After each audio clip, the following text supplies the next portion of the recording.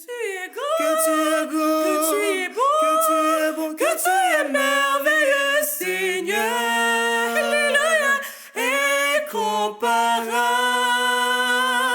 t'es merveilleux pour moi. Que tu es grand, que tu es grand, que tu es beau, que tu es bon, que tu es merveilleux, Seigneur.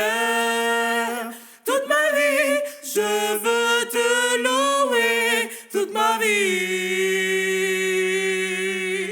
toute ma vie, je veux te louer. Toute ma vie,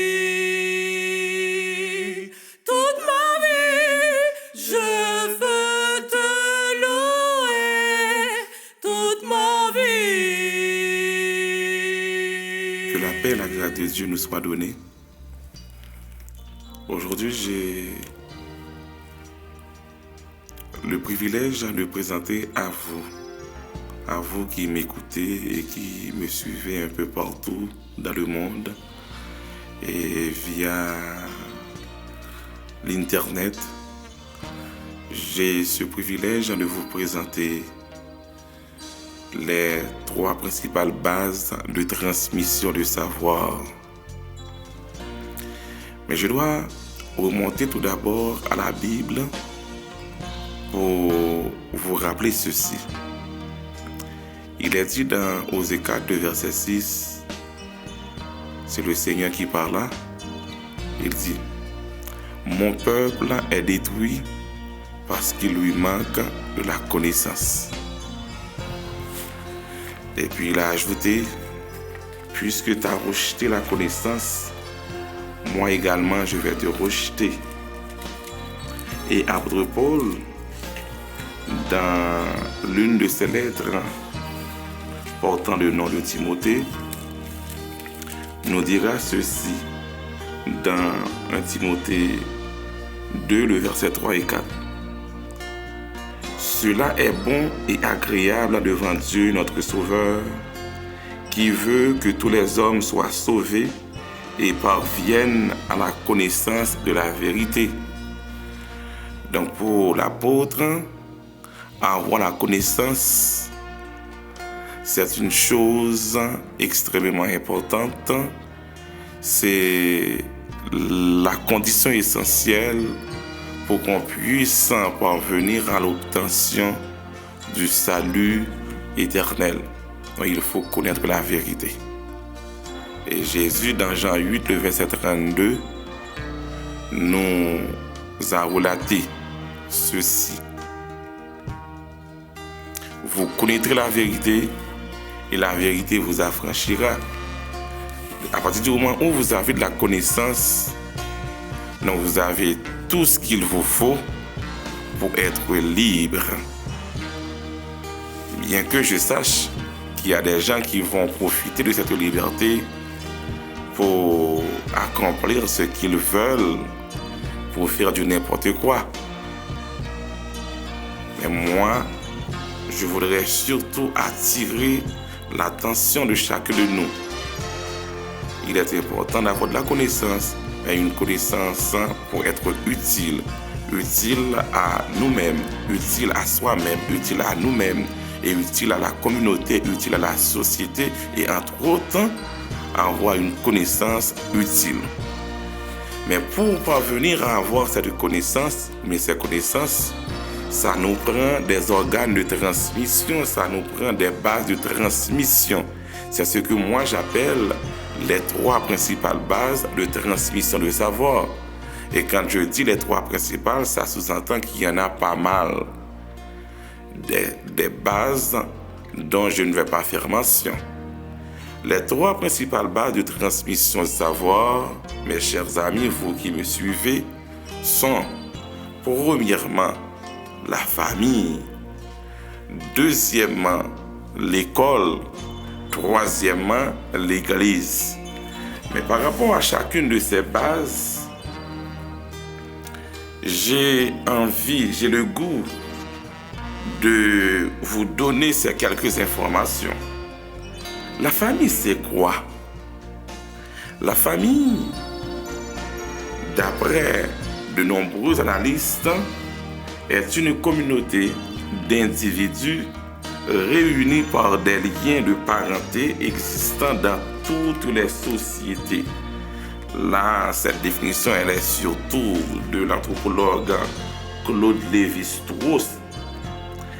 Elle est dotée de nom, la famille, de domicile et crée entre ses membres une obligation de solidarité morale qui peut se concrétiser par la réalisation d'une vendetta et matérielle, notamment entre époux et parents, enfants. Elle est censée les protéger et favoriser leur développement social, physique et affectif. Et Giovanni Abignente, dans son livre « Les racines et les ailes », nous dira ceci.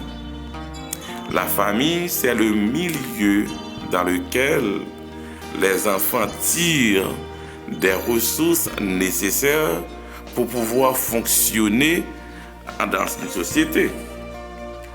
Donc la famille, entre autres, elle est essentiellement définie, axée sur des liens de parenté constatés par la généalogie familiale, recouvrant aujourd'hui des ensembles plus ou moins importants et diversifiés.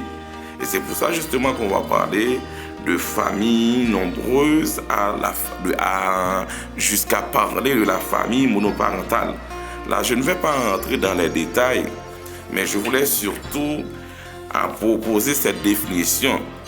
Mais qu'est-ce que la Bible? Que nous dit la Bible? Eh bien, au regard de la Bible, nous avons pu voir dans Éphésiens 2 que la famille est une institution originelle. Donc, c'est une institution qui a été établie par Dieu dès la fondation du monde. En tant qu'institution établie par Dieu, mais la famille a des rôles, la famille a des fonctions. La famille qui est composée de pères, de mères et d'enfants, là je fais surtout allusion à la famille nucléaire, eh bien les parents ont des responsabilités que Salomon va présenter dans le livre des Proverbes, le chapitre 22 au verset 6, lorsqu'il nous dit « Instruis l'enfant selon la voie qu'il doit suivre. Lorsqu'il sera grand, il ne s'en détournera pas. » Donc la famille a cette responsabilité d'inculquer aux enfants le savoir, la connaissance des ressources nécessaires pour que les enfants puissent fonctionner bien dans la société, dans l'environnement, pour que les enfants puissent avoir des comportements pouvant faire fructifier le milieu dans lequel ils se retrouvent.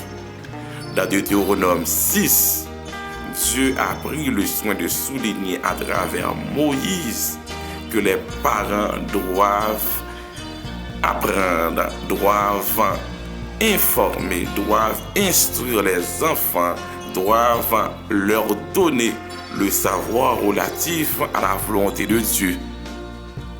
Et les parents également doivent se comporter de manière à ne pas irriter leurs enfants d'après Éphésiens 6. Aussi bien que les parents, les enfants ont des devoirs, des responsabilités pour faire fonctionner adéquatement la famille. Et il faut citer entre autres l'obéissance des enfants.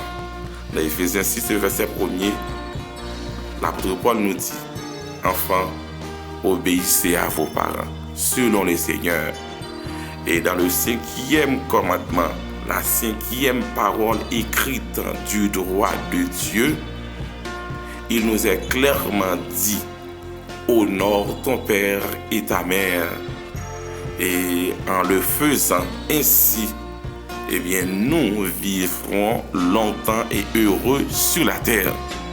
Donc la famille est importante. Il faut que les familles assument leurs responsabilités.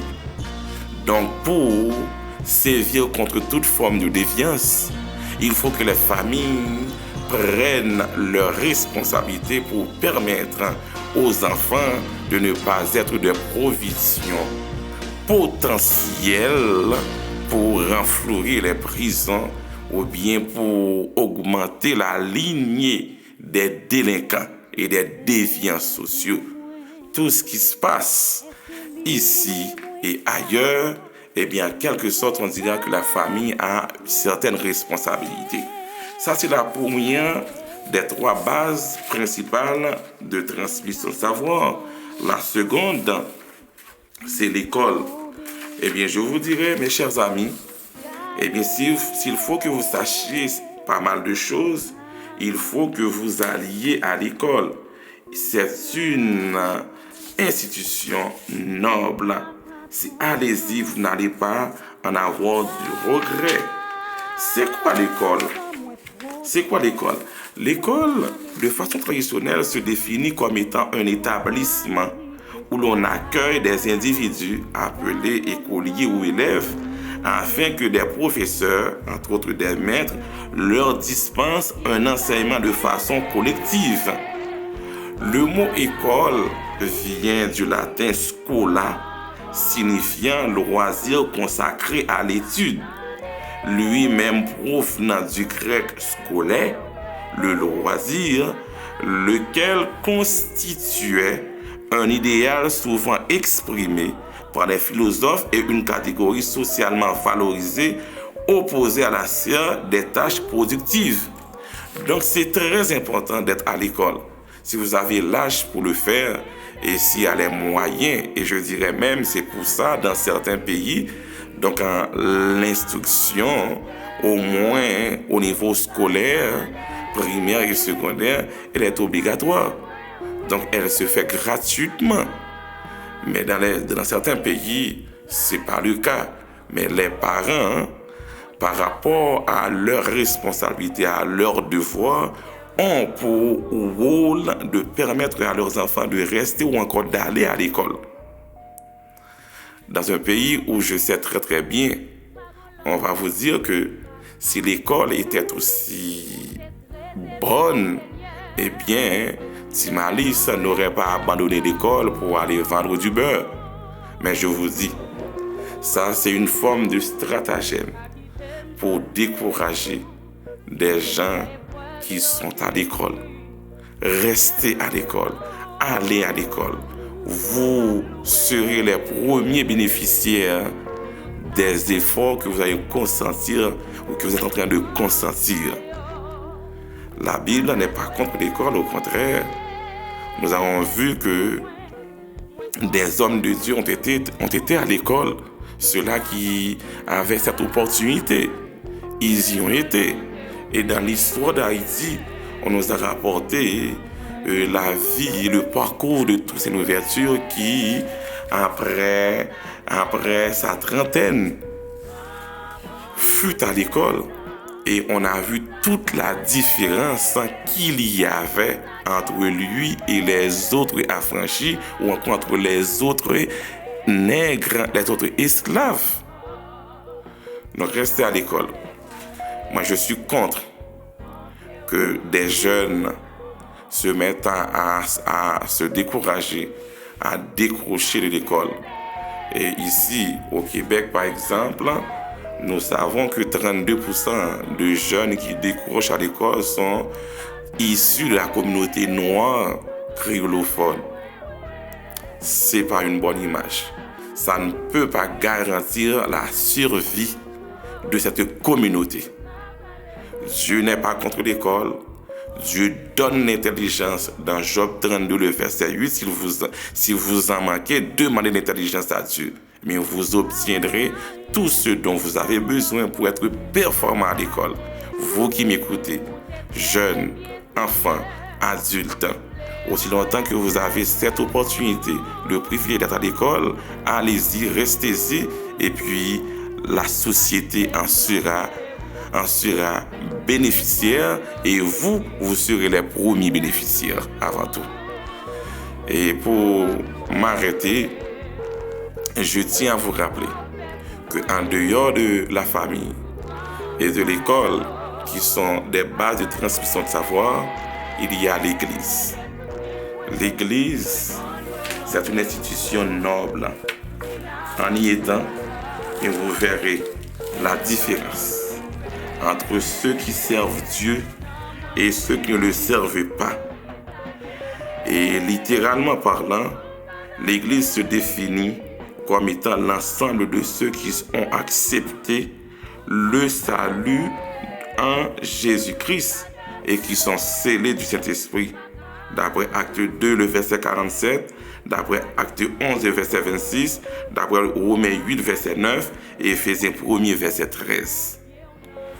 Donc, aujourd'hui, sans vouloir prendre trop votre temps, sachez que aucun ignorant, là je ne parle pas des intellectuels, aucun ignorant n'aura la vie éternelle. Et pour avoir de la connaissance, ça prend du temps. Et ça prend du temps, vraiment du temps qualitatif. Et il y a des institutions qui ont la responsabilité de transmettre les savoirs, les connaissances. Ces institutions, ce sont des organes que nous appelons les trois principales bases de transmission de savoir, à savoir la famille, l'école et l'Église. Si vous restez attaché à votre famille et vous faites ce que Dieu vous demande, vous allez à l'école et vous faites l'effort que vous devez faire, et vous êtes à l'Église, vous faites ce que la Bible vous demande de faire, et vous connaîtrez une vie heureuse, axée sur le succès, car il est dit pour terminer, dans Josué 1, le verset 8, que ce livre de la loi ne s'éloigne pas de ta bouche, médite-le jour et nuit, afin d'agir fidèlement selon tout ce qui est écrit. C'est alors que tu auras du succès dans tes entreprises, c'est alors que tu réussiras. Que Dieu vous bénisse.